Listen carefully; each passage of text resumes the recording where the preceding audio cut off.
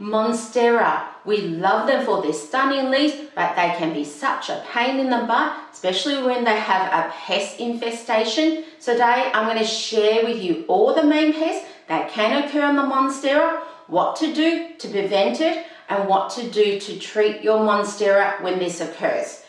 And the first step is that if you do see pests on your Monstera, the best thing to do, first of all, is to isolate your Monstera, because when it comes to pests, they can actually multiply extremely rapidly. Next thing you know, all the indoor plants, all the outdoor plants are infested with pests. And at that stage, it's so hard to get rid of the pests and even so hard to control the level of pests. So the best thing to do, any plants that have pests, isolate it. I find that the hardest pest to actually treat is thrips.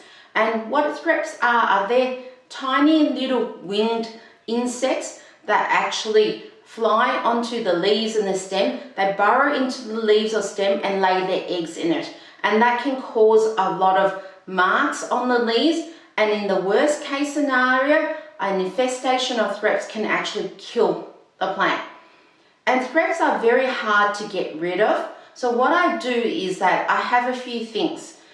And the first step I do is that I wash the plant, because thrips don't like water. They don't actually like laying their eggs on a leaf that has water on it. So washing the actual plant is a great way to deter thrips from occurring in the first place. If you do happen to see thrips, and thrips are quite hard to see with the naked eye, what I would do is that I would take a roller, you know, one of those rollers, that flint rollers that you roll over your clothes to get rid of flint and fluff from the clothes or cat hair or dog hair there.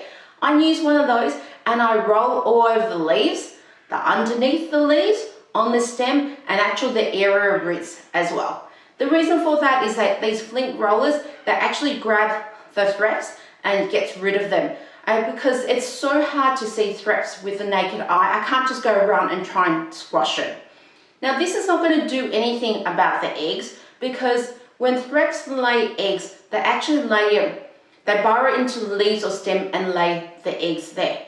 Now to get rid of the eggs and the baby form of the adult thrip, an insecticide basically needs to be used. Now there's several insecticides available in the market, and what I use is Yates insecticide gun, and what it contains is it contains a chemical pyrethrine, and pyrethrine is a great way to actually kill thrips. It actually kills other pests as well. So what I do is that I water the plant and I spray this all over the plant, the leaves, the stems, the areas, everywhere. The only thing is that this insecticide, it can burn the leaves. So I only do it in the morning or on a day where there's no light actually shining directly onto the leaves. Otherwise, it can burn the leaves. Now, if you don't want a chemical insecticide, you want a more natural solution, you can use neem oil. So neem oil contains, well, my solution contains 10% of neem oil and 90% of water. And I also put in a few drops of dishwashing solution and I shake it all up. So it's basically 10 mils of neem oil and 1 liter of water. And I probably would say about 10 mils of dishwashing solution as well. And shake it all up and spray all over the plant.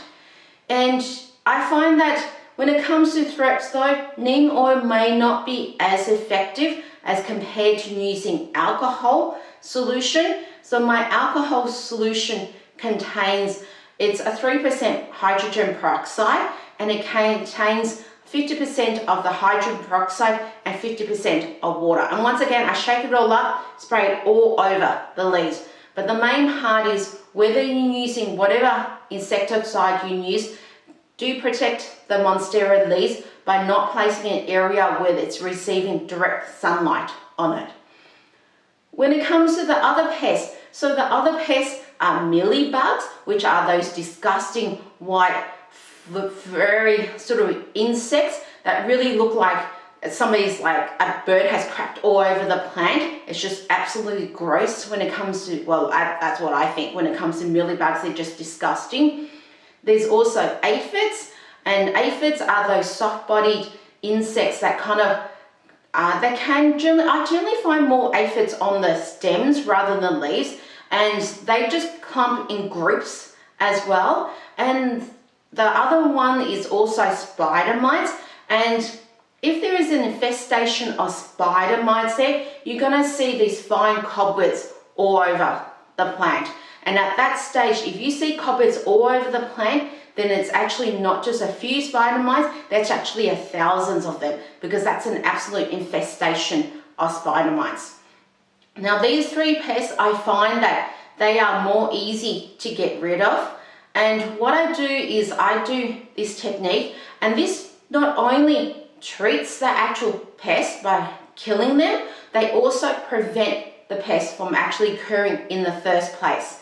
So what I do is, first of all, I do wash the plant. So all over the plants, I use a hose, wash it. Now, if you have a Monstera that's in the house and it's too big to carry outside to wash it, you can also use like a damp towel and clean all over the plant. And this is actually a great way to actually prevent pests from occurring.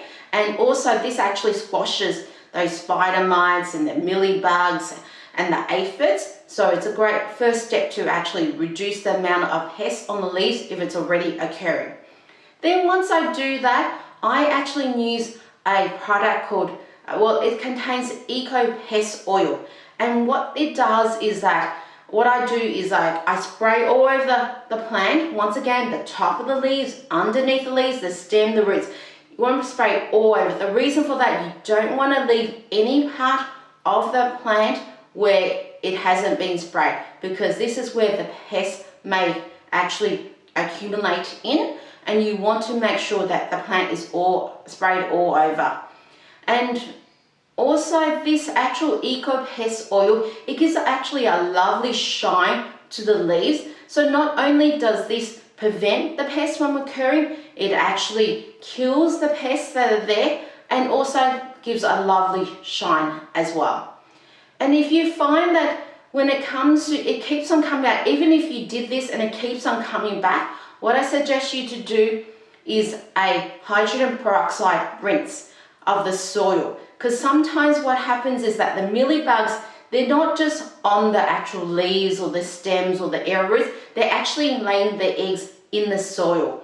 And to get rid of that, what I suggest is doing a hydrogen peroxide rinse.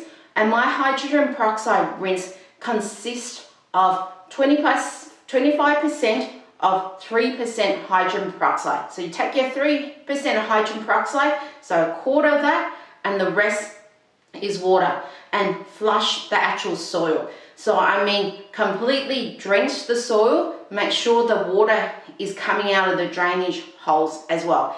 And this actually kills the actual eggs in the soil. The other pests that can occur on a Monstera, and by the way, if you're finding this video is helpful, then I would be greatly appreciative of you if you could hit the likes button and subscribe to the channel so I can create more content. The other pests that I find on the Monstera are those really annoying fly-like shaped insects, which are fungus gnats. Fungus gnats, I find they're the most annoying insects and pests, because they actually fly everywhere. They can infect other plants, and they can fly up your nose and your ears. It's horrible. Worse than actually mosquitoes, or even worse than flies. So when it comes to fungus gnats now fungus gnats, they have a breeding cycle. So what they do is that adult fungus gnats, they fly around to try and seek soil that's kind of wet and moist. And they lay their eggs in that soil around about 1 or 2 inches at the top of the soil. Now, if you have pots that are actually watered by the bottom, they have like self-watering pots, the actual fungus gnats can actually breed in the bottom part of the soil, where the soil is generally wet. They don't tend to breed in the middle of the pot, because the middle part, that's the soil where it's generally the least wet. And it's also the area where the soil becomes dry fastest. So what they do is they lay their eggs in these moist soil, and then the eggs hatch, and then you can kind of see these little worms, like the tiny little worms in the soil. That's fungus gnats larvae, which are the baby fungus gnats, and then they form into the adult fungus gnats, and they fly around trying to infestate other plants and pots. So what you want to do, you just don't want to just kill the adult fungus gnats, because using these sprays and insecticides, yes, they can kill the actual adult fungus gnats, but it's not actually killing the larvae. And you want to break that soil, that cycle, that breeding cycle. And the easiest way to get rid of fungus gnats is to let your soil completely dry before watering. And I mean completely dry. Don't just think, the soil is dry. No, give it 1-2 more days and let it completely dry. Because if you can break the cycle of the fungus gnats breeding cycle, you're going to get rid of the fungus gnats. Now, if you can't do that, there are plants that we have, more tropical plants that like this soil to be moist. So to combat that, because you can't just leave those plants to completely dry because they're going to die, the best thing to do is to do a hydrogen peroxide rinse, which I explained before. Just use 3% hydrogen peroxide. Do a solution that consists of 25% of that hydrogen peroxide and 75% of water, and do a hydrogen peroxide rinse. You can also use things like mosquito bites as well and make a tea out of it. So use those bites, put warm water into it and let it sit there, and then use that to flush away flush the soil to get rid of those eggs and larvae. Now, if you do have fungus gnats flying around there, well, they're very pesky. You can use a fly spray to get rid of it, or just squash it by your hand. But the best way to treat fungus gnats is to just break the reproductive cycle of the fungus gnats. Now, scales are soft-bodied insects. They produce a protective wax around them, and that's why they can actually cling and stay onto the leaves. And a lot of the times, scales can be seen on the crevices of the leaves. They are pretty sneaky, so they can be seen on the actual stems as well. The best way to actually get rid of scales is to make sure that the leaf is constantly cleaned. So I clean my Monstera once a month with a cloth. So I'm just using a baby wipe. And if I do see scales, what I do is I scrape them off, and I will clean all over the leaves. So the top of the leaves, underneath the leaves, and also the stems as well. And this is the best way to actually get rid of the scales. You can use the insecticide as well, the python insecticide, but I find that this is actually quite relaxing when wiping the Monstera leaves. Now, sometimes this occurs more, I would say, if you're growing your Monstera outdoors, because I do have Monsteras growing indoors and outdoors. So the ones I've explained before, I find they occur with my Monstera that are growing indoors.